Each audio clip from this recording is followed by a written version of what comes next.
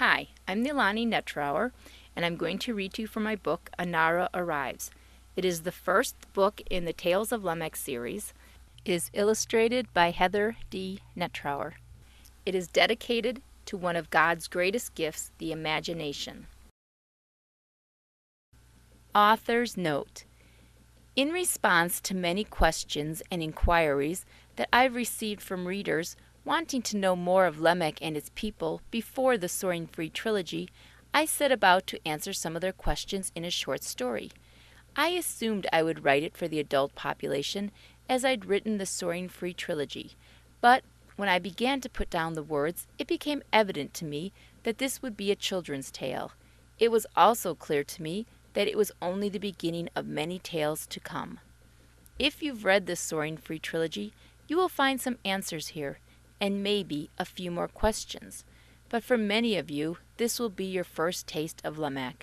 These are tales you can share with your children, so sit back, relax, and enjoy. It is only the beginning. The world of Lamac was a new world, as far as worlds go, when this story begins. It would see many tales of bravery and woe. It would see much love and much heartache. But this is not a tale of those times. This is a tale of Lamac when it was newly created, before war or sorrow found their way to its doors. This is a tale of life as it was meant to be lived, of joys that are meant to be shared, of glories to fill the imagination and awaken the dream of what yet could be. The world of Lamac is not a planet or a group of planets, but a galaxy. And although Lamac encompassed an entire galaxy, it was still one world. All the planets, moons, stars, nebulas, and clusters were but a part of the whole, easily accessed by its citizens. While we are aware that we are from the planet Earth, that our galaxy is the Milky Way galaxy, that does not really impact our lives as much as what is going on in our own hometown. For those of Lamac, their galaxy was their hometown, and the enormity of it was natural to its inhabitants. To look into the night sky on Lamac was to witness visions to move the heart and inspire the soul.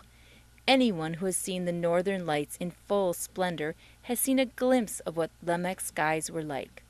Colors danced with life, flickered and flittered, sang in tingles and giggles.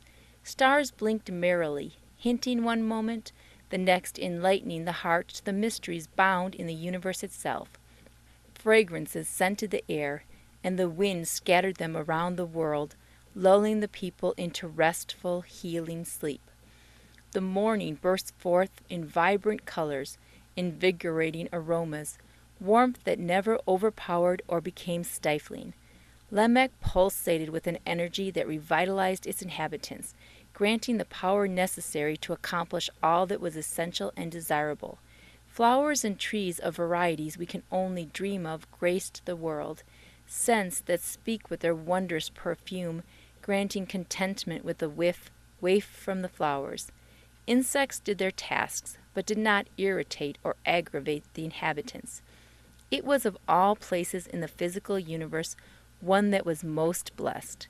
Of course, because of being so blessed, it was almost inevitable that it would also be envied.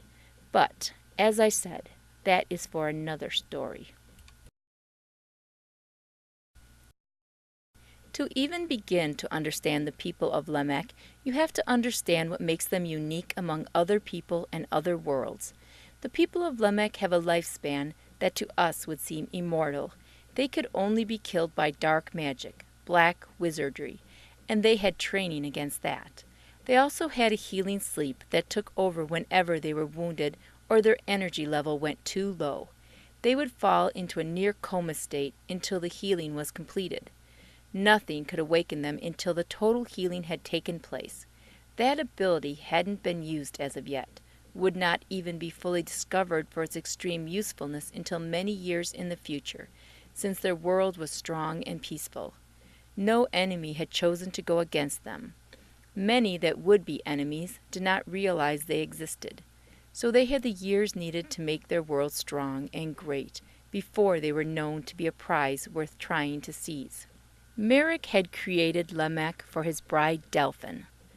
He incorporated all good that his imagination could conceive, allowing the expansion for even greater abilities in the future. He protected it against the evil he knew existed, shielding it in many ways seen and unseen. They came from a world of creators, but chose to leave it once they married and start a new life on a new world. Over a multitude of years, others joined them on Lamac, and families grew until it was thriving and flourishing. Although at first no one was actually of Lamac, since all had come from other worlds, it wasn't long before all inhabitants were of Lamac, as Lamac itself became a link to who they were and who they would yet be. The world itself added to the abilities and uniqueness of what became its people, over the years granting them strength, health, vitality, along with unknown and unnamed powers that were yet to be discovered. The people of Lamac retained their youthful appearance throughout their life, growing from infant to adult, but not deteriorating or falling to decay as the long years passed. Experience and wisdom shone in the eyes of the elders, and that was how they were known to be of greater years. Some would allow their hair to turn silver or white with age, to add a note of distinction to their looks, but it didn't happen naturally. They had to will it to be. Lamac was also inhabited by many wondrous and diverse creatures, all of who shared the rights and privileges of the citizens. A special link could be made between one of Lamac and a creature if they connected on a certain level. Then they were able to communicate with merely a thought. All the creatures spoke the universal language, which was also the language of Lamac, along with the languages of their home worlds. A lot of the creatures came to Lamac as a refuge from the harshness of other worlds, or in answer to a calling within their heart, usually from one of Lamac's children, seeking a connection that only a creature can fill. From the moment Lamac came into existence, it was a welcoming world, populated with amazing varieties, some conjured up in the mind of Merrick and Delphin in creation or later. Others were brought into existence by the inhabitants. Still more creatures came from other places, and were accepted into Lamac and became of Lamac soon after. Each difference added to the texture of the world, incorporating a new beauty, a new completeness that was always ready to be expanded upon. Some of the creatures of Lamac have stepped through the pages of our own childhood tales, but on Lamac they didn't have to imagine what it would be like to ride on the back of a dragon, listening to the rhythmic beating of its wings, smell its sulphurous breath. They didn't have to imagine what it was like to converse with a unicorn, to cradle next to a Pegasus, to grow up with a griffin for a playmate. All that and much more was possible for them. Because the people of Lamac were able to soar through the skies in flight, or transport themselves with a thought to anywhere they could picture in their minds, their world was a pristine world, untouched by pollutants or toxins. The air of Lamac constantly revitalized its inhabitants, renewing their strength. Merely being on their world filled them with energy and vitality. It sustained them even when they were away from it, and it called them home when they were gone too long. Nothing of Lamac could be considered ordinary. Even the colors and fragrance had an energy and existence of their own. Every aspect of the world pulsated with vigor, surged with life. It was truly a living world in all senses. Many things brought joy to Lamac's people. Besides living among splendors that are hard to describe, since in all directions and in all ways there were spectacular visions one hardly knew where to start. Beyond being able to communicate with all kinds of people and creatures, not only in words that are spoken, but with emotions that need no words, they were free to create, to learn, to share, to explore the endless reaches of space. Lamac was well loved among the neighboring worlds, and its people readily welcomed. We can only imagine or dream what it is like to sail through the skies alone or on the back of a creature of like heart. They experienced it. While we must hold our breath or use breathing devices to stay underwater, they could breathe underwater unhindered. But even with all the delights they had, all the glories they shared, there was still one event that had all of Lamech in a state of excitement, of anticipation. The birth of their princess was nearing. Merrick and Delphin were well loved and respected by their people. They had created a marvel, and all were thankful for Lamech, thankful that it had become their home. Most of them let go of their lives before Lamech, releasing those memories from their hearts, choosing to start over, to belong to this new world. Even so, they kept enough of their memories alive to be in a constant state of thankfulness that Lamech was their home. They knew it was a rarity in the universe that was filled with wonders of its own. All who lived there appreciated it. Some traveled often, leaving Lamech for a time, always returning even more thankful for their home, even more thankful to Merrick and Delphin for creating it. Others remained content to live out their days on Lamech, not needing any other place to fill their hearts. Lamech had grown much since Merrick and Delphin formed it. Now it was well populated and brimming with children.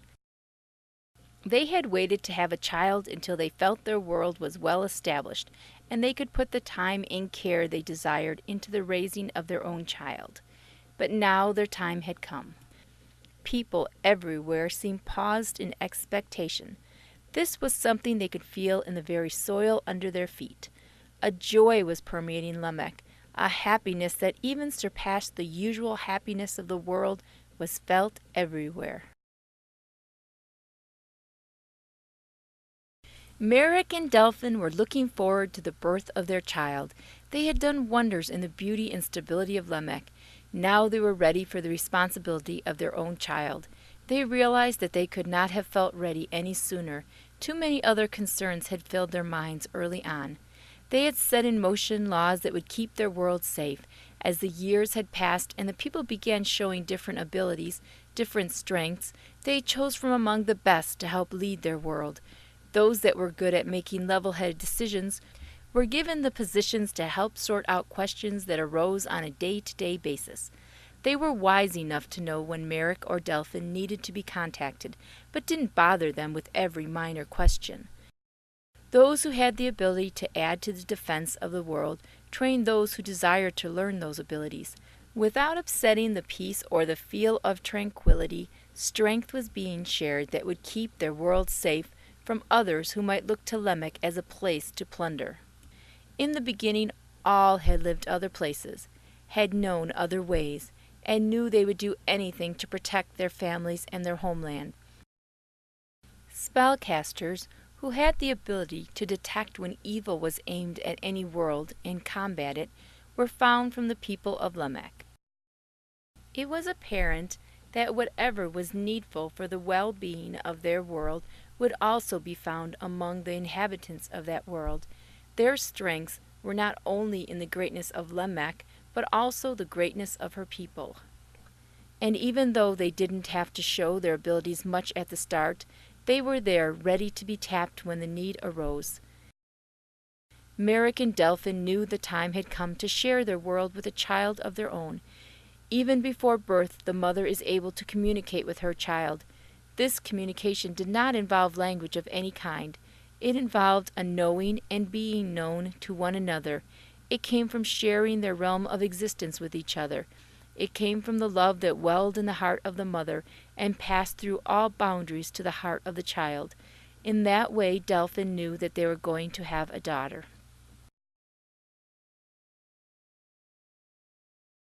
Both Merrick and Delphin were joyful at the thought of a daughter, and as the months passed and the time of her arrival neared, they grew even closer to each other in love and commitment. Throughout their lives together, they had shared the wonder of newly discovered love, of growing love, of married love. They had shared the joys of creating a new world, of watching their thoughts materialize into mountains, waterfalls, trees, flowers, birds, dragons, flutterbees, and so much more. They had watched as others joined their world, found the joy they intended to be found. They watched as their world grew into a thriving community of people and creatures, all with tasks that they were equipped to handle because of temperament, natural abilities, and the pure love of the activity. Now was a time different from any other for the rulers of Lamech. The birth of their daughter was nearing, and it was unlike anything ever experienced by either of them. The glow of birthing energy began to surround Delphin, and although this was their first child, they knew that was a sure sign. Merrick took Delphin's hand in his, squeezed it tenderly. Their eyes met and they smiled. A sense of peace and contentment filled them. Their hearts spoke what words could not express. Then Merrick sensed a change in the energy around Delphin. He felt the time had come to join his energy with Delphin's, giving of himself to support her, encouraging her, as their joined energy surged and surrounded them, creating a welcoming environment for their daughter's arrival.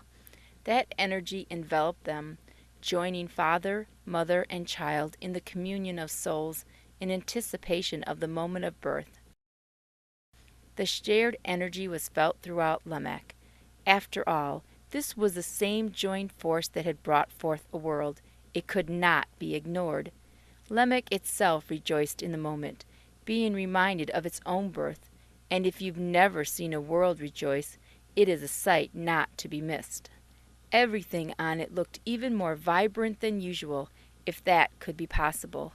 Creatures everywhere lifted a head, tipped an ear, waited, knowing that the child was about to enter their world, knowing that with each child the world was blessed.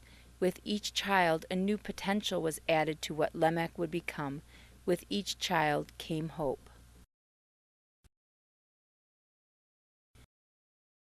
Anara arrived as a tiny bundle of blessings, smiling up at her mother when placed in her arms. Merrick had cleaned her up, wrapped her in a blanket, and handed her to Delphin.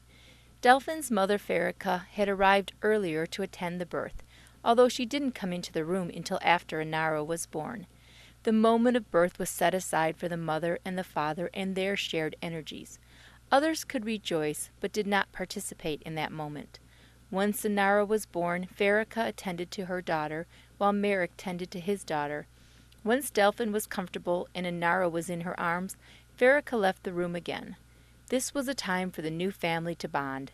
Farrakha remembered her own children's births with a smile. Each one had been so special, so blessed. A warm glow washed over her as she remembered. The smile on her face as she left the room was expressive of those memories, her eyes dewy with rekindled joys. She joined her husband Ewert in the other room. He smiled to his wife as if to say, "Yes, I remember it." Then he took her hand in his to share her joy and the new joy of their grandchild. Farrakha was thankful all over again for all the years they shared, for those that were yet before them. Life was beginning anew for Delphin. This thing of motherhood was more powerful than she could have ever imagined. Holding her daughter in her arms, Delphin knew instantly that she would never be the same. She was a mother. The joy and wonder of it flowed over her, capturing her heart and soul, meshing who she was into whom she would be. She didn't know how many other children would bless her life, but Anara was the one that made her a mother. She struggled to stay awake as long as possible, but was losing the battle. The energy expended at birth would have to be replenished. Sleep would have its way. Yet, while she could, she savored the moments before sleep overtook her, knowing that once her strength returned, she would have time to really get to know her child. Anara looked at her as if she felt the exhaustion of her mother, as if to tell her it was all right, that they would have plenty of time together. Delphin kissed her daughter on the cheek and held her close for a few more precious moments, not wanting to surrender her for even an instant, but knowing she would have to soon. Before Delphin's eyes drooped completely shut, Merrick took his daughter from his wife's arms. He knew that she was fighting to stay awake, fighting to hold on to the experience as long as she could. He looked into her eyes with a tender smile, and she smiled back, then closed her eyes. She had bonded with Anara during her pregnancy. She had bonded with her during the birth and as she cradled her in her arms. Now it was time for Merrick to bond with his child, to experience the wonder of who she was, the possibilities of who she would be. The newness of her existence, the freshness of the life he now held in his arms, washed over him as more miraculous than anything he'd ever experienced or anything he'd ever created, and he'd created and experienced many wonders. From the time he was a small child and had discovered that he was one of those blessed with the gift of creation, he had created. From the first little Flodes, a tiny lizard-like creature he'd imagined into existence, to the mighty calliospes that towered among the hills themselves when they reached maturity, which luckily for the smaller creatures wasn't for many thousands of years. He breathed a sigh of relief again when he thought how easily his world could now be accidentally trampled under their feet, if he hadn't added that afterthought of length of years before their maturity. So the few he'd created in his youth were still barely beyond the infant stage, and none had reproduced as of yet. He had traveled his home world and beyond, seeking inspiration, and had found much to inspire him, but nothing had felt as wondrous as this moment. He remembered the day he found his creature companion fair. The deepest of black ebony scales covered the back of his dragon. 2 rows of pearl spikes crossed from his brow to the back of his neck. Magnificent, translucent black wings were raised above him. Eyes of rainbow opal, wise, strong, yet gentle, looked into his when Merrick was barely out of his cradle, and spoke to his soul in that instant his eyes had looked up into the dragon's, bonding to him in a way none other ever had. And yet, this connection his daughter was claiming on him outweighed even that. He would not have guessed it possible for such a tiny specimen of humanity to have such an impact on his life, but she did. Anara looked into her father's amber eyes, her sapphire eyes twinkling, her golden hair forming gentle curls about her face, her mouth open in questioning. In even such a short time, she was responding to what she was seeing and feeling around her. She was taking in her surroundings, the changes, the people. She knew this man with the merry eyes and long bronze beard was important to her existence. She just wasn't quite sure what role he played. His beard looked so soft and fluffy that she wanted to reach her hands up and grab it, snuggle into it. But she couldn't seem to command that action just yet. Instead, she reached up haphazardly and kicked with her tiny feet, a giggly smile crinkling the corners of her mouth. Merrick smiled back at her. Yes, she knew he was important, but couldn't form a thought of why. His presence near her felt right. His joy flowed with his touch to reach her heart, and she knew that she was the cause of that joy. Still, it didn't give her the answer. Only time would give her that answer. Yes, this fuzzy one was a puzzle to her, and yet she was beginning to trust him. Even so, she didn't have an idea of mother or father. She knew the one who'd held her first. She remembered how she protected her, nourished her, kept her warm and sheltered. She didn't have to see her face to know her mother. She was known to her heart, even if she didn't know the word mother. Delphin had been with her always. From the first moment Anara knew that she had brought her to this strange place. Anara trusted her, but didn't quite understand where she was. Everything was too bright, too breezy, too loud. Of course, to everyone else in the palace it seemed warm, quiet, and peaceful, with gentle, filtered light.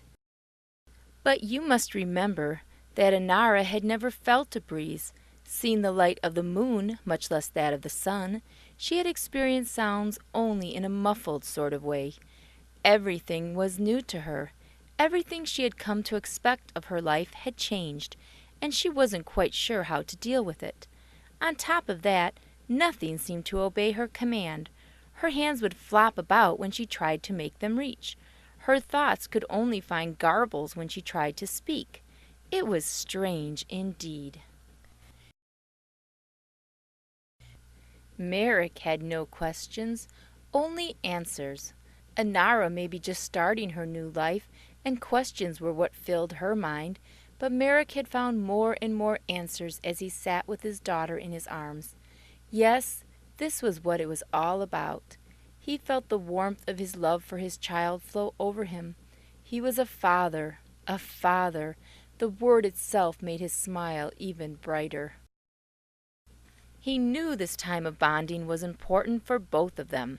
This time together would let them know each other's soul before they knew anything else of each other, before words or explanations or experiences. This time would connect them. It would set their trust in a strong foundation, something that couldn't be bestowed easily any other way or any other time. If it wasn't for this uninterrupted time, this time of bonding, they would struggle to understand one another as the years went on, loving and being loved, but not knowing one another as they should. Merrick was thankful for the years of experience that went before him, experience his parents and their parents had passed down. As far back as he could remember, there had been this time for the father and the child. On Lamac it would also be a cherished time. It was a good tradition, an important tradition. He now realized how important it was. In quietude they communed, and the bonding began. Anara felt the strength of her father. Yes, she now knew the word father. That much had come through to her, even without the words spoken aloud. And the word father became the image of strength, love, hope, determination, sacrifice, caring, giving, helping, all rolled up into one. She knew that he would guard her with all he had, that he would protect her from harm at his own expense. She knew that she was safe in those arms, and she felt the promises he made to her. She accepted them, as she accepted everything else that had come her way so far, and it filled her with peace. Merrick kissed his daughter on her forehead, then pulled her to his chest, tenderly cradling her in his care. The tenderness he felt was felt also by Anara. It filled her with contentment in the new life that was hers. She relaxed into his embrace and acknowledged his love for her. Yes, this fuzzy one, this father, was someone worth knowing, she decided. Anara snuggled into her father's arms. She felt the gentle rocking of the chair and the strength of her father. It was a soothing combination. Delphin slept in the bed next to the rocking chair. Just glancing at her, Merrick could see her vitality rebuilding. It would take more time to be complete, but it was wonderful to rock his daughter and watch his wife revitalizing. He would not forget this moment. He would hold on to it for all times. Anara looked at peace, and Merrick felt that peace within himself. Anara could feel his response to her own growing knowledge, and that was another link, another bond that connected them. She smiled in perfect contentment, not needing to know anything else for the time. She looked up once more into her father's eyes and then closed hers. Merrick took it as the sign it was intended, that she fully trusted him. He promised her that he would be worthy of that trust, but he needn't have bothered. Anara already knew. Merrick watched his daughter as she slept, glancing back at his resting wife, and knew that he was truly blessed. In ways not before understood by him, with the knowledge closed from all but those who have experienced the miracle of new life, Merrick was content. Even while those he loved most slept, he held vigil over them. It wasn't likely that anyone or anything would disturb them, but he took pride in his protective care of them. Even while Anara slept, the bonding continued. Her unconscious mind and that of her father's found the link that they would share. It would connect them, not their thoughts, but their emotions. If Anara called out to her father, he would not hear the call in words, but in the emotions of the call. He would know if she was in trouble or merely wanting to share her joy. Merrick knew that all fathers of Lamac shared a link with their child, but it didn't make it less important to him. He had built that link into the makeup of Lamac before he was even a father himself. Now he understood the power of it, and maybe, Being the creator of Lamac, it was a different and more powerful link than any other had experienced before him. It was a different kind of joint energy that brought Lamac into existence, but it was still a shared energy with Delphin that completed that existence. It was the shared energy of Merrick and Delphin that brought the birth of Anara to completion. And so, even though thousands upon thousands of births had taken place on Lamech since it was created, this birth had been special, and this child continued to be special, not only to her family, but to Lamech itself. As Merrick contemplated the changes taking place in his heart, he knew that even his rule of Lamech would be different because of Anara's birth. His heart had been touched in the deepest place, and that would benefit all those who knew him. He would be more the father of his world, of his people. And so the first weeks passed in the father, mother, and daughter learning of one another, communicating without words, filling in the voids of what was not known, becoming a family. During this time, the staff readied for Anara's dedication and celebration of her birth. All of Lamech would come to this celebration. Many had had such celebrations among their own families, but this was the first time a child had been born to Lamech's founders. This was a celebration for all. Anara was the first princess to be born on Lamech, which made it even more special, more unifying. Without even having to make decisions that interfered with their time of bonding, the celebrations were planned as they would have planned them. Those in charge knew the will and tastes of Merrick and Delphin. They knew the traditions of the dedication. They readied the courtyard, because of course the courtyard would be used with the great amount of people and creatures showing up. They prepared the meals for the different tastes and preferences of those in attendance. They tended the gardens with even more care than usual.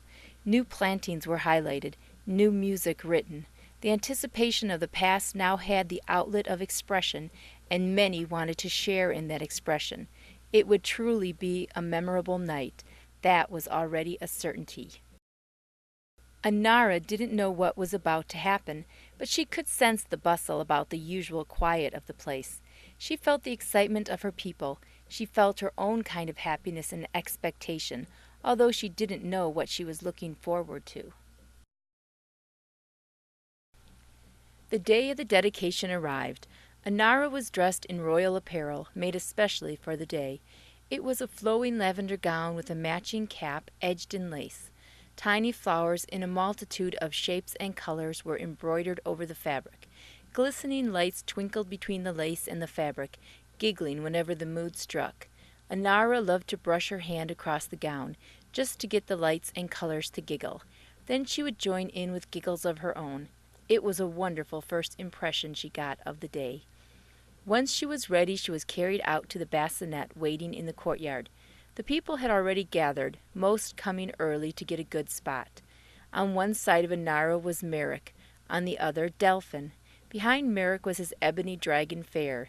Behind Delphin was her topaz dragon Iola. Next to them was a multitude and mixture of creatures that lived on the palace grounds, including a maroon Pegasus and a navy blue Pegasus, a white unicorn with a golden horn and mane, and a silver blue unicorn with a crystal horn and white mane.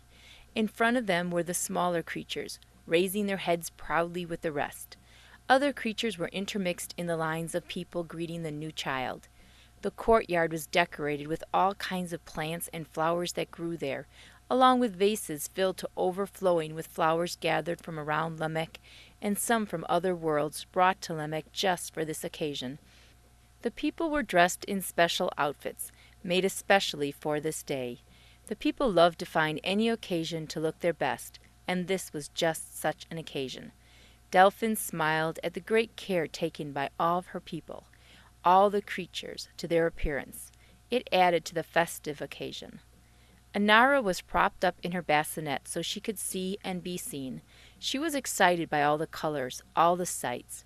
She had been kept near Delphin and Merrick for her entire life, short though it was so far, and this dedication opened her eyes to some of the amazing sights of Lamech. She had seen Fair and Iola because they were much by the sides of Merrick and Delphin, but now she was able to see so many more creatures. And of course, it was the creatures who caught her eye more than anything else around her. One by one, or family by family, a person or a creature came up to greet the new princess and congratulate the parents. Merrick and Delphin radiated with joy. Anara smiled appreciatively, not really understanding what all the fuss was about, but enjoying the diversity around her. The wide-eyed children and the colorful creatures interested her the most. The children weren't so high above her and spoke right to her. The creatures were so fantastical that she couldn't help giggling. Whenever she giggled, the children would themselves laugh, thinking that they must have done something to please the princess, which pleased them. That in turn pleased Anara, because laughing children were even more interesting. So the merriment grew and spread to all those gathered. During the celebration, Anara more than noticed each one who greeted her. She looked into their eyes and seemed to search their souls. Of course, she was only an infant, most observed to themselves, and couldn't really be searching their soul, but they couldn't shake the feeling nonetheless. Each walked away from Anara a little bit more thoughtful than when they walked to her. It was such a deep, penetrating look that she gave each one in turn. It was hard to pass it off, brush it aside, ignore it. They had all seen other infants before, and that was not the usual expression of one so soon born. She seemed to be born with a wisdom that defied the short time she was on Lamac. Anara may have been only an infant, but being born of Delphin and Merrick, she already had abilities that were second nature to her, but would have seemed magical to most others, even others of Lamac. She had to express what came so naturally to her. She really was reading the souls of her people. She did not read their minds, their thoughts, but with one deep look she received the impression of who they truly were. She was already finding ones she trusted more than others, even though all of her people were trustworthy. She found many a child she knew she would be close friends with only that look, that gaze, to guide her. It was a great gift, this gift of discernment, that she was born with. It would serve her well all of her years. It would save her people more than once. But, as I said, all of that was in the future, not the concern of a world in celebration over the birth of their princess.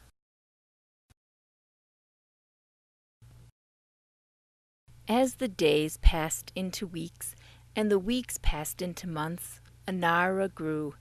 She kept observing everything around her, unable to speak yet what she was learning, but taking it all in daily, moment by moment, growing more in knowledge and discernment.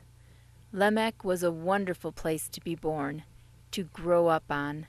No matter where she looked, there was something to attract her attention or inspire her expanding mind. Before she could even speak a word, she was communicating with the creatures around her. On the simplest and yet the most complex level, she knew what it meant to be a dragon, a Pegasus, a Calliope. She could feel their presence near her before she even opened her eyes, by their unique presence, even before she knew their names. She was a favorite with the creatures of Lamac, and they would come to her often.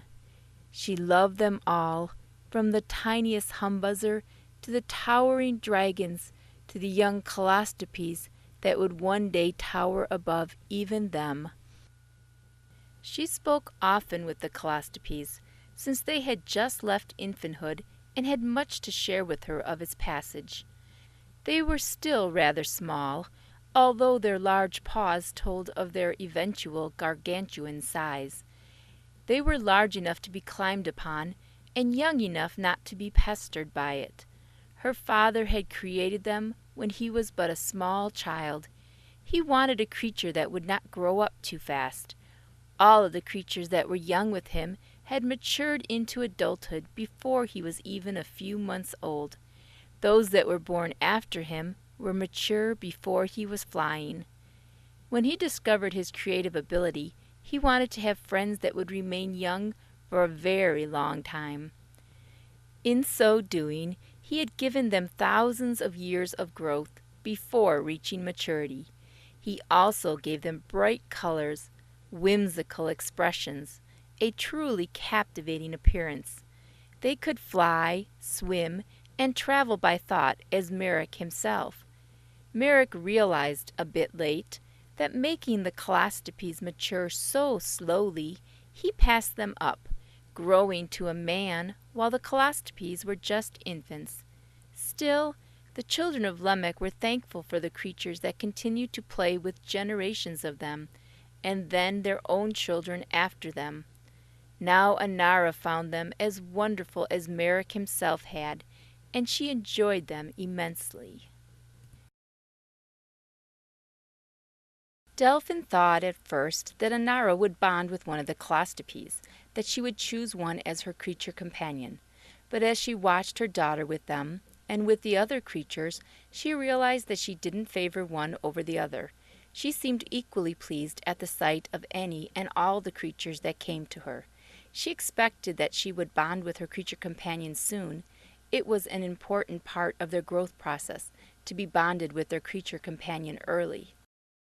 Delphin remembered back to the day she met Iola, her topaz dragon. It was an instant, igniting, and almost electrifying jolt that told her that Iola would be by her side all of her days. She was only crawling then, but remembered looking up into the glimmering gold of the dragon's eyes and feeling a connection unlike any other she'd experienced before or since. She saw and felt the same response in Iola. She looked to see the same reaction in Anara with one of the creatures, but as of yet hadn't. She couldn't help wondering who it would be, what type of creature, if it would be male or female. Iola nestled close to Delphin, rubbing the side of her head against Delphin's neck. Delphin reached behind her and rubbed Iola's neck. She felt the rough, yet almost silken scales of her dragon. It was a comforting gesture for both of them. She will find the one at the right time for her, Iola spoke to Delphin's mind. I know, Delphin replied. I am just eager to catch the moment, to see the look, to know. A lot can be said about who a child bonds with, what help they might need in the future. You want our future to be without turmoil, to be full of joy, as any mother would, Iola replied. My life has been so blessed. I look back to all that has happened to me, and I can't help being thankful. I want such a life for my child. And she may have just such a life. Don't forget, you bonded with a dragon, usually meaning that such a great beast would be needed to protect you. But see, as you say, your life has been blessed. That is true, so I will put aside worry. I cannot know the future for my child or myself. Delphin visibly exhaled some pent-up concern. Then one day a humderpeg from the world of Flitaf found her way to Lamac. She had wandered far from her home world. She wasn't sure why she was so compelled to leave when she did, or why she was compelled to leave at all. She was an amazing color scheme of satiny lavender with various shades of purple, plum, amethyst coloring her feathery wings and tail. Her beak was long and thin, a metallic purple, hinting of the silver mixed within the color. She was the first and only humderpeg to have a color other than white covering their body, although all had various colors on their wings and tails. Even the pearl white that sometimes appeared in the royalty was hardly ever seen. She was loved and cherished on her world. She had not left because of any ill treatment. Something inside of her wouldn't let her remain content as others around her were. When she was old enough to travel on her own, she had taken to the skies, looking for adventure. She bid farewell to all she'd ever known. They expected her to return almost immediately, since none of her kind had ever left their world for long. But she didn't return. Instead, she kept flying, not really heading to any particular destination, just following the directions her heart led her. Anara was toddling along by then. Delphin had given up looking to see if she would choose a special creature. She seemed content to one day favor a Pegasus, the next a dragon, one time a unicorn, the next a griffin. She would be seen riding the back of a Calastipe in the morning and a phaeton in the evening. She was happy with all, and that made her mother happy, but that special connection didn't appear to be happening any time soon. She had just climbed off the back of a phaeton, a creature seen only on Lamac, being newly born to one of its creators.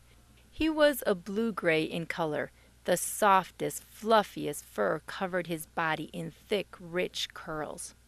Anara loved to snuggle against him as she rode across the skies. His wings were of fur also, but a glistening white. His head was majestic, with wide eyes the color of sunset violet. His mane was long like a unicorn's, but curled wildly, a glistening white streaked in silver. He had a gentle temperament and was one of Anara's favorites. His name was Snarlfluff, named by the child creator Kyle. Anara walked over to a group of floats, one of her favorite creatures, if any could be called her favorite. She loved them all so. The floats were lizard-like creatures with metallic scales. They were about the size of a chameleon. They looked somewhat like an iguana, but their eyes were more like the eyes of a frog. Their scales were a mixture of the shades of copper, gold, bronze, silver, and platinum. Some had spikes climbing up their backs, their heads, their tails. Others did not. The shapes of the scales differed a bit in each, as did the markings. The floats played in groups, and the groups decided to play with Anara.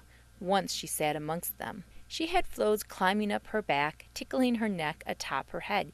She had floats at her feet. Around her were floats in all aspect of play. Anara laughed merrily, petting the smooth, glistening scales on the one near her hand. Delphin sat off, away from the group, tending her garden. She enjoyed the sight of her daughter at play. Anara would look at her mother every now and then and giggle out. "Look, Mama, look!" She laughed as she held up one float after another. Her mother would smile back, and Anara would return to her play, lost once more to all around her but the floats.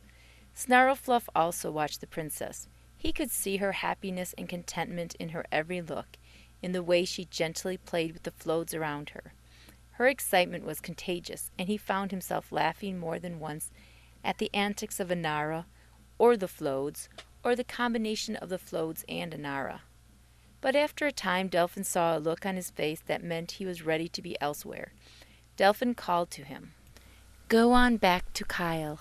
I will bring Anara back to the castle when she is done playing." A look of relief passed over Snarlfluff's face, and he bowed once and then took to the skies. He had promised Kyle that he would be back early to go riding with him. He had spent more time than he'd anticipated with Anara, but now that she was busy with the floats, he wanted to find a way to leave without seeming rude. Delphin had seen that. He should have known that she would. She was always attentive to the needs of others. Soon he was back to Kyle, who was asking about his day, about how the tiny princess was. Even as she played among the floats, Snarlfluff was describing the image of it to Kyle, who was laughing himself at the sight he pictured. Anara seemed content in her play, but then suddenly she looked up to the sky, sensing a change in the air. Her tiny heart felt a connection before the humderpeg even entered her vision. Takara felt the connection also, and followed it down until she landed directly in front of Anara. Anara gasped in amazement and puzzlement, as the vision she'd only seen in her dreams appeared before her solid and real.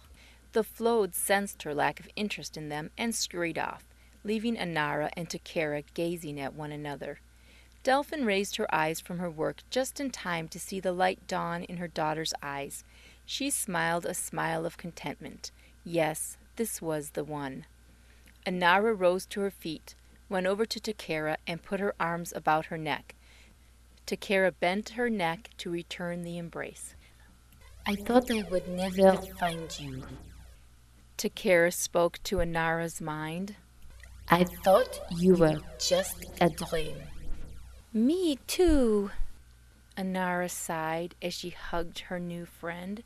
Peace and joy washed over both as their hearts spoke to one another, telling of their life so far, of their thankfulness that the other was not merely a figment of their imagination.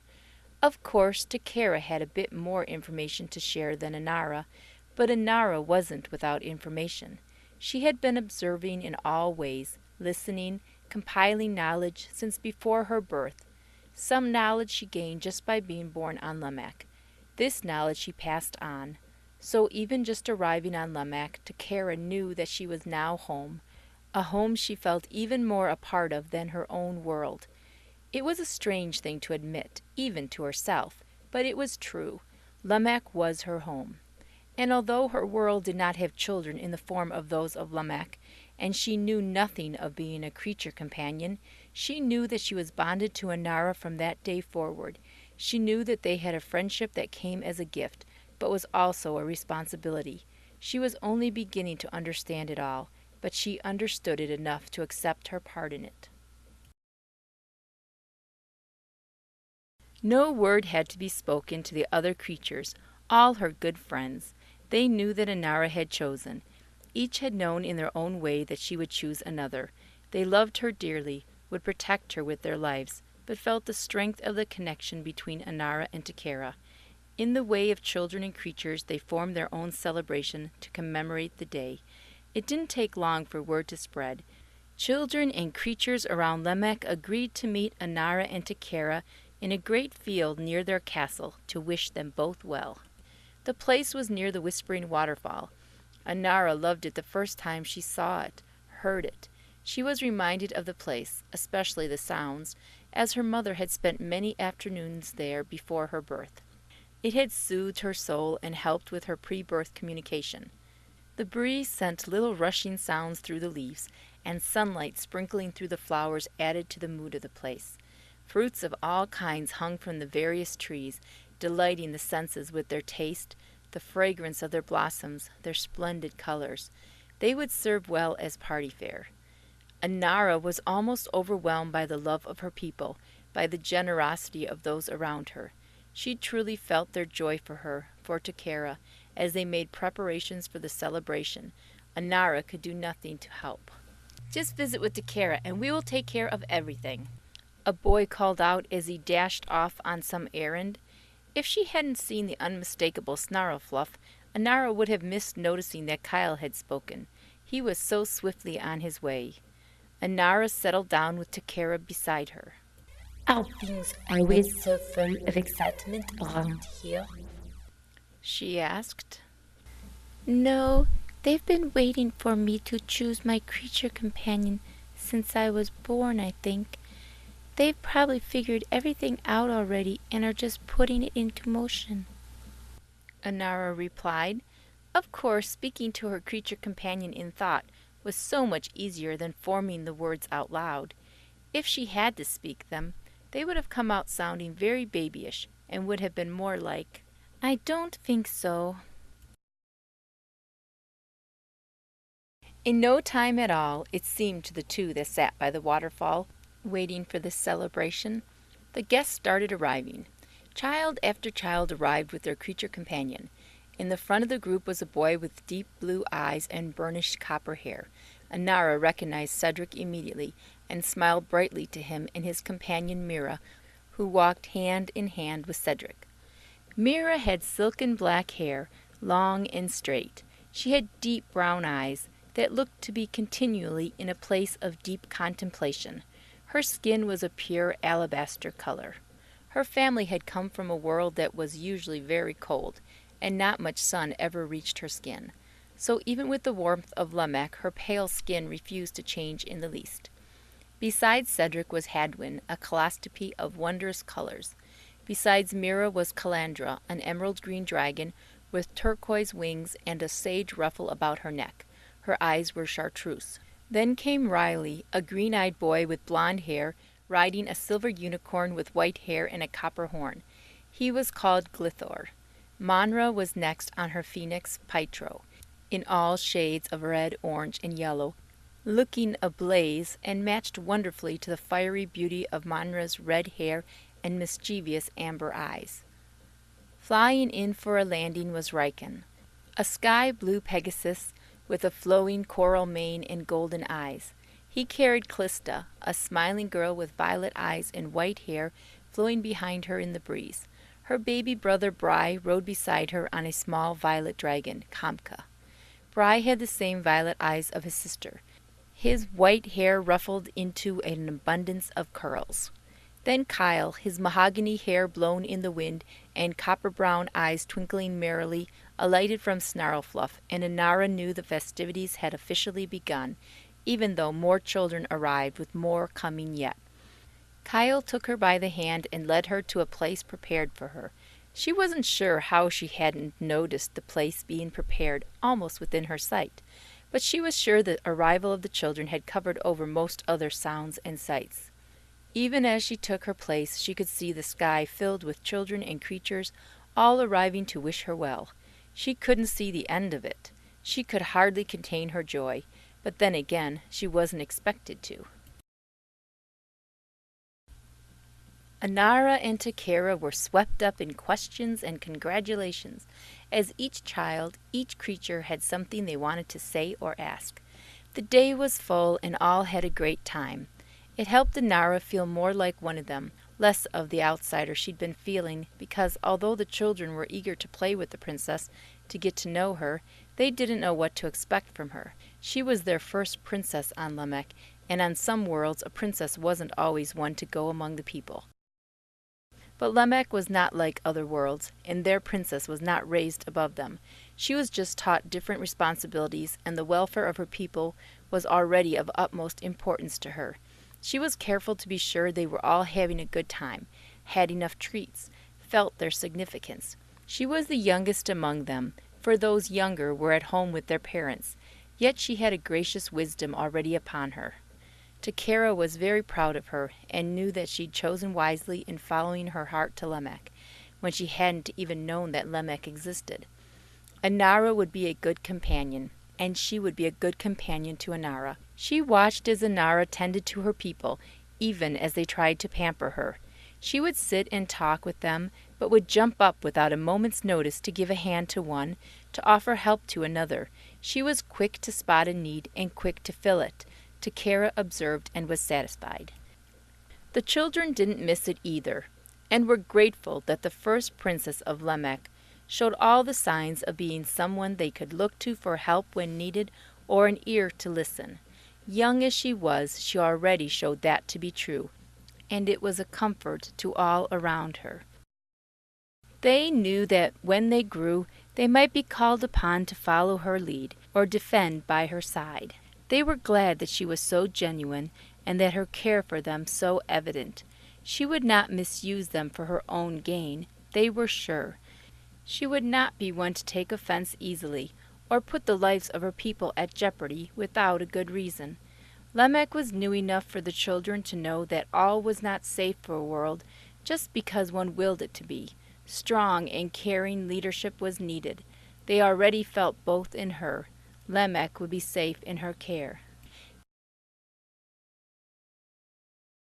Anara made friends with all the children and creatures that day. She would spend wonderful times with them in the future, at other gatherings and celebrations. There were many times when large groups were perfectly fine, but there were other times when smaller groups were more convenient and more companionable. It is also usual to develop friendships within smaller groups, and so it was that day. Mira became Anara's instant best friend, with Cedric a close second. Into that group was Kyle, whom she'd already befriended while borrowing Snarlfluff on more than one occasion. He was a little older than Cedric, and that much older than Anara. She found herself looking up to him, but not as relaxed around him as she was with Mira and Cedric. Kyle already assumed the role of caretaker of her needs, even before she realized it. He did it so unassumingly. Riley, Monra, Clista, Bry, along with Calandra, Hadwin, Snarlfluff, Glithor, Pytro, Ryken, and Kamka, rounded out the group. All of the children, except Bry, in that group were older than Anara by a year or so, with Kyle being the oldest. Bry was only about 6 months older than Anara. He was the youngest of the entire gathering, besides Anara herself. He had only been allowed to come along because his older sister was coming. Others of his age had stayed home with their parents, but Anara was glad he'd come. She felt an instant affinity with him, and to him. He was so much closer to her in age, and because of that they could communicate easily, even without all the correct words. At a time of life when even a few months made a difference in growth and attitude, the years between Anara and the rest felt more pronounced than they would at any other time of her life. With Bry, she didn't have to try so hard to be grown up. It was a relief to let herself feel her own age. As for Bry, he felt more grown up with Anara, which was what he needed. She didn't treat him like a baby. He would be glad when his brother was born, and he wouldn't be treated like a baby by his family either. Until that time, being included in the group had already helped the way others looked at him. Even his sister looked at him differently because of the special favor he'd found with the princess. She was sure he stood a little taller, a little straighter than he did before. Daily the children and the creatures would take time out of their days to meet, to ride across the parts of Lamac that weren't too far from their homes. In this way, Anara started to learn more of her world than could be passed on by teachings alone. Takara settled into a happy routine with Anara. She knew that life would not always be so carefree, so orderly, but she enjoyed it while it was. She watched as Anara grew, celebrated with all of Lamac when her first and second birthdays came, rejoiced with her on her third birthday when Anara could truly appreciate the meaning of the celebrations. Her hair grew long and silken. Her gentle golden curls would bounce about as she played, or flow behind her as she rode on Takara. Her cheeks dimpled when she smiled, and she had a dimple in her chin, just like her father's under his beard. Her sapphire eyes seemed to grow wiser and more joyful as she continued to grow. She was truly merry, enjoying life and her experiences. Anara continued on as she had from birth, observing, watching, discovering, taking in nourishment not only from food but from her world. This being the first princess born of Lamac was more than even her parents had realized. Lamac claimed her as its own child in a way it had claimed no other, and from the time of her birth forward it would bestow special favors upon the line of Anara, even more than it would for the rest of the line of Merrick and Delphin, although it had reserved great favors for those also. She felt at one with her world. Sometimes she would lie with her head to the ground upon the mossy grassland and listen to the sound of her world. She felt that she could speak her heart to Lamac, and that Lamac would listen, would care, would help. She felt the response of her world to her times alone, listening quietly. She would not share what she felt returning from Lamac with anyone. She didn't think they would understand the connection she felt with her world. No one spoke of Lamac as she spoke of Lamac in her deepest heart. She did not think of her world as an it. She thought of her world in expansive ways that no words could contain. She felt the magic, the strength, the tenderness of her world, and it filled her in marvelous ways. Most of the children of Lamac took for granted the life they'd been born to, the wonderful world that was theirs. They enjoyed their lives, but never imagined that it could be otherwise. Life was good to them in a multitude of amazing ways, but it was the only life they knew, so it wasn't that incredible to them. They took for granted that they would have a creature companion, never realizing how utterly phenomenal that would be for children on other worlds. They took for granted that they would have the strength and the energy needed for any task that was required of them, never imagining that some children struggled to take a breath, to walk, to play. After their early years of life, flying was as natural as walking, and swimming never held the fear of drowning since they could breathe underwater. Children on other worlds had to struggle to learn to swim, and even then couldn't breathe underwater without equipment. For most, flying free was only in dreams. Anara, on the other hand, was curious about the places the people of Lamac had come from, what lessons they'd learned from their lives, why they chose to come to Lamac and leave their home worlds behind. In her questioning, the people were reminded of their reasons, and they began taking more pride in their world because of the memory of those other worlds. Anara would notice the wistful looks upon the people's faces once they realized anew how blessed they were to be of Lamac. She kept the stories they told her in her heart, but wanted a more permanent record, So she began writing down the things she was learning, the stories told to her, the descriptions of the places and worlds left behind, and those she'd someday like to visit. She wrote down the names of the families of each pairing of child with their creature companion. She wrote down when it happened to each, how they felt when they'd met, what was unique between that relationship and all others. There always seemed to be more to write down, more questions, more experiences. As she wrote, she gained new insights into the people of her world, from the smallest child to the most ancient. And because she spent so much time talking with the people of her world, with the creatures also, she was well known and well loved by her people. Lamac itself smiled upon her. Yes, she was worthy to be its child.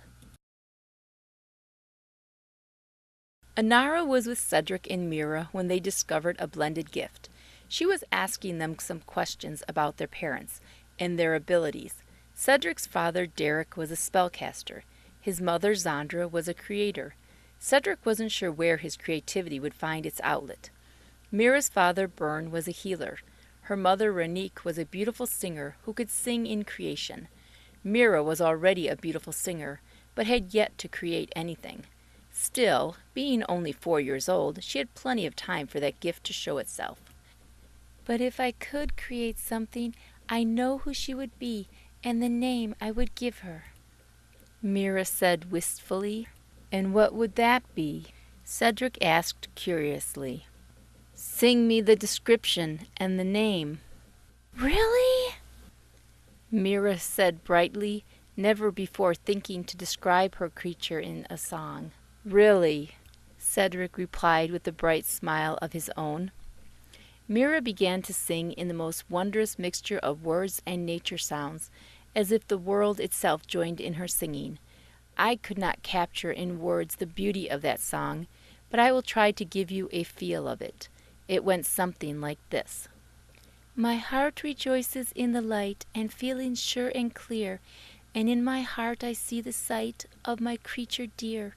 Her bright wings fluttering, her colors glistening, she would flitter and follow after, sing her joy and share her laughter. I see her in my mind so true, I wish that you could see her too. Then Mira added with a sigh, My darling, darling Plipkin. As Mira sang, the image of Plipkin formed in the 5-year-old mind of Cedric. Now, he'd never created anything yet. He wasn't even sure if he could. But while he listened to the song that Mira sang, the image so filled his mind that it couldn't remain there. He lifted his arms into the air. He really didn't know why, but it seemed the thing to do. A glorious pastel rainbow light floated from his arms, and above him Plipkin formed. At first she was a mere wisp of an idea, but then, as he felt the creative energy engulf him, he released what he felt welling up within him. Then he pulled his hands down to the ground, pulling Plipkin down with him and giving her solidness and life. Anara and Mira looked on, open-mouthed, when the tiny creature squinted, fluttered its wings, and reached out with all its new-found life. Mira had to run to her and pick her up in her arms. She held her closely and gently, then twirled with her in delight. You are perfect, perfect, perfect, she sang out in amazement. Cedric himself, still in awe at what had happened, stood back and watched. Plipkin was just as Mira had imagined her. From the tiny blue horn on her head, just above the enormous blue eyes, to the thin blue stripes radiating upward and across her brow, with yellow stripes radiating below her eyes, in the pattern of an eyelash, only much longer. Her beak was a blue-green, and the end tipped forward in such a cute way. The pink and blue wings and stripes of yellow, orange, and pink, covering her body and tail in a vertical pattern, were exactly as she'd imagined them. The polka dots of yellow, orange, and green on her arms and legs were the finishing touch. She was about the size of a raccoon, a perfect size to be picked up and played with, not too big or too small. Cedric felt a little dizzy from the energy leaving him. Having never created before, it was a new experience to him. Cedric swayed slightly. He had to steady himself a bit, and Anara noticed. She went next to him to be sure he was all right. Cedric's look told Anara that he was more than all right. He felt glorious. He'd never tapped into that power held so deeply within him, but now that he felt it, he knew it had been there all along, waiting for something, for someone, to awaken it. He watched Mira's joy with Plipkin and was satisfied. Then Mira came to herself, kissed Plipkin on the forehead, and set her down. She walked over to Cedric. How can I ever thank you? You have made my dream come alive. I'm not sure it was me, Cedric replied, somewhat bashfully. I think it was mostly your song. It formed this image in my head that had to find a way out. I just let it out. Whatever happened, I know that I couldn't have done it on my own, Mira replied, and shyly kissed him on the cheek. Thank you. Anara spoke up. I think Cedric is right, and I think you are also right, Mira. They looked at her quizzically. I mean, you are both right. I could see the whole thing clearly. I think it was a combination of Mira's song and Cedric's creative energy. You both had some kind of glow around you as Mira sang. When Cedric raised his arms, it pulled Mira's glow into his, and the image of Plipkin was formed. When Cedric pulled his arms down, the image became solid, real, with the movement of his arms. It was such a beautiful thing to see. Wow, that's even better, Cedric replied. My dad told me that certain talents can't find completion without input from another. He turned to face Mira and took her hand. I am so glad you were the other. Me too, she agreed. I think it must have been there all along. Anara started on, speaking out loud what she was thinking. You two have been almost inseparable since Mira was born. No one could miss seeing the connection you have. It must run very deeply. Yes, it does, Cedric said quietly. It does, Mira agreed in almost a whisper. That is great, Anara said, quietness and whispers not in keeping with her mood. Cedric and Mira were feeling somewhat overwhelmed by their newly discovered talents, but Anara thought it was perfectly logical that the two's gifts would blend. She'd never seen a more perfect friendship than Mira and Cedric's. Anara and Plipkin looked at each other and smiled a secret smile. This was only the beginning, they were sure of it. Yes, this was only the beginning of the adventures, not only for Mira and Cedric, but for Anara and her friends. These are just the first of some of the wonderful creatures yet to be created. This is just the beginning of so much, but for now it is the end of this tale. In the next tale you will learn more about the world of the Humdapegs, and so many other creatures not seen anywhere else. It is the world of Flitaff. Takara tells a tale of her home world to Anara, and we will be able to listen in. I can hardly wait to share that tale and many others with you. While you wait for future adventures to be told to you, why don't you dream up some for yourself? In your imagination, anything is possible. In your imagination, you can be the creator of your world. What kind of world would you create? What kind of creatures would populate that world? Would you give your people special abilities? Close your eyes and dream up the creature companion that is closest to your heart. Is it one that is mentioned in this story or another, or is it one that you invent for yourself? Try to capture the image on paper, so you will always remember what it was like at just this moment in time, with just that memory for your own. I am leaving the opposite frame blank for just that purpose. Happy imagining.